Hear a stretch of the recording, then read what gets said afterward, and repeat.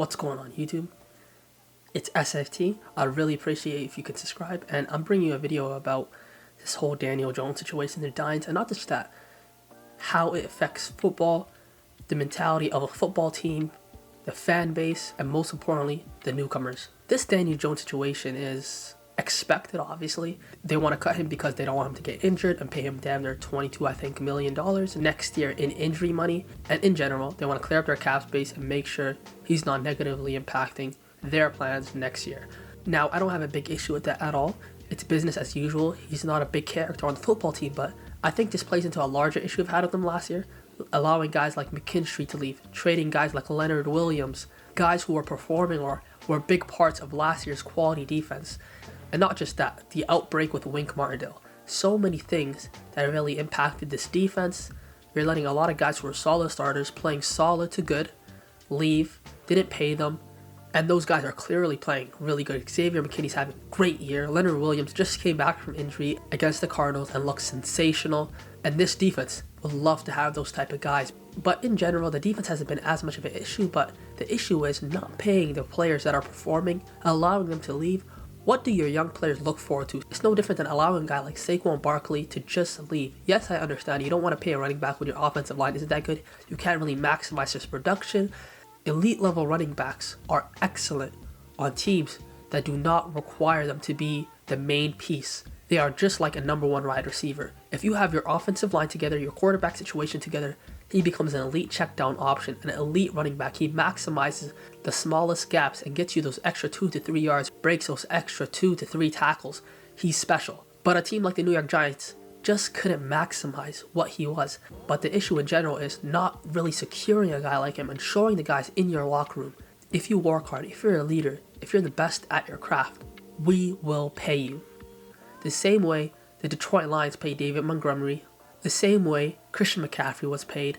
And I think a great example of what the Giants should have been is the Detroit Lions. The Detroit Lions had a really bad roster initially. They start to stack up their roster. They bring in a guy like Jared Goff with that Matthew Stafford trade. He didn't have a good first year. They had 2 running backs. They had Jamal Williams and DeAndre Swift. They let DeAndre Swift walk. They brought in David Montgomery. They signed him to a deal. They let Jamal Williams walk the next year, which I wasn't too happy about because he gave that team their all. He loved the Detroit Lions. That speech towards the end on the last game of the season to eliminate the Green Bay Packers from the playoffs. Another thing, stop playing us, man. We the Detroit Lions. We the Detroit Lions. Stop playing with us. I don't even watch TV, but I heard everybody already picked the Packers over us. Stop playing with us. That's all I gotta say, man. Don't let these tears fool you. There's all dog around this mug.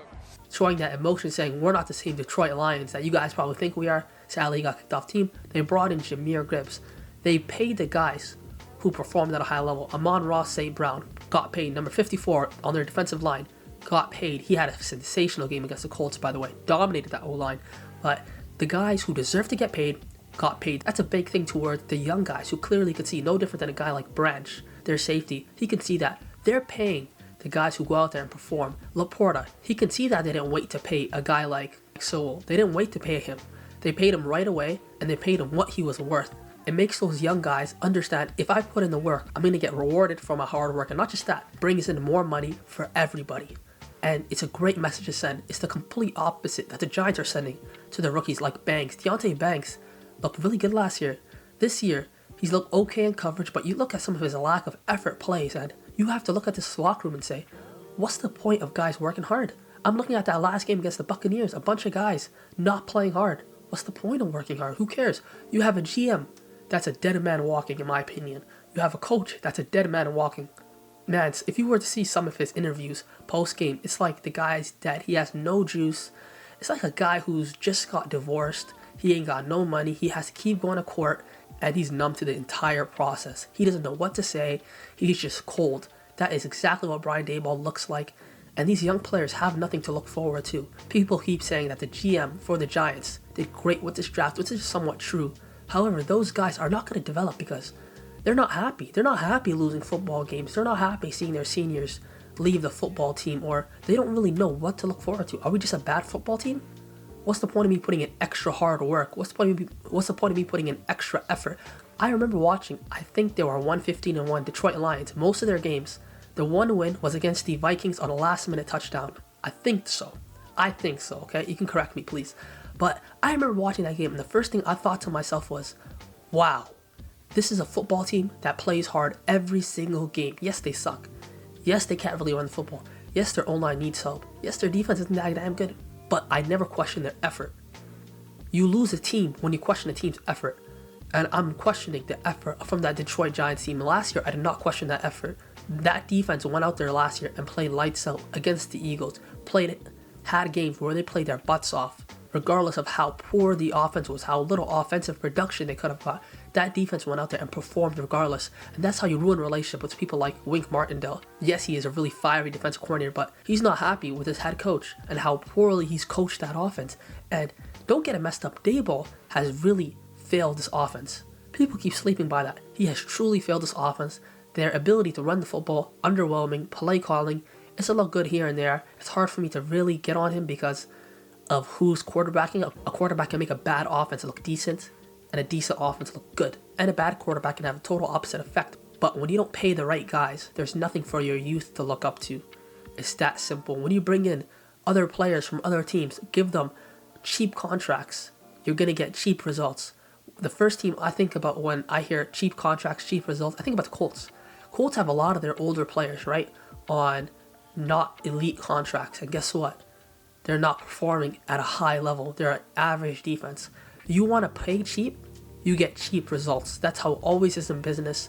Even though I criticize them a good amount, the 49ers do not go cheap. They do not pay their players cheap, and those players show up for them consistently. And I want to finish off with a little lesson.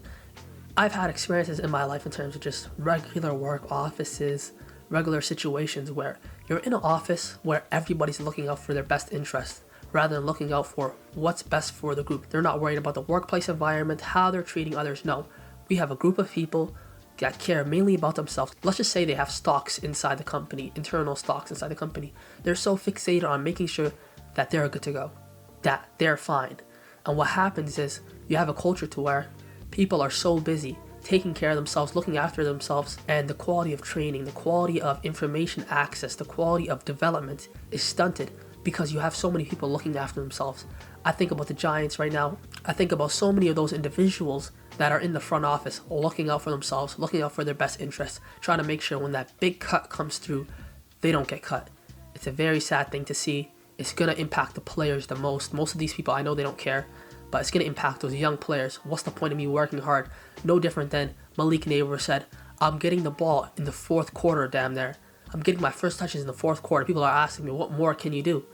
Malik, as a young first-year player, getting asked, what more can you do? Obviously, he's upset, and he's going to be honest about how he feels, but there's a lot of those veterans in that locker room that are just numb to it. And when you become numb to it, when you stop caring, when you start checking out, you have a workplace environment in general, no different than our workplace environments, to where it's hard to obtain extra effort, extra quality of work, extra care.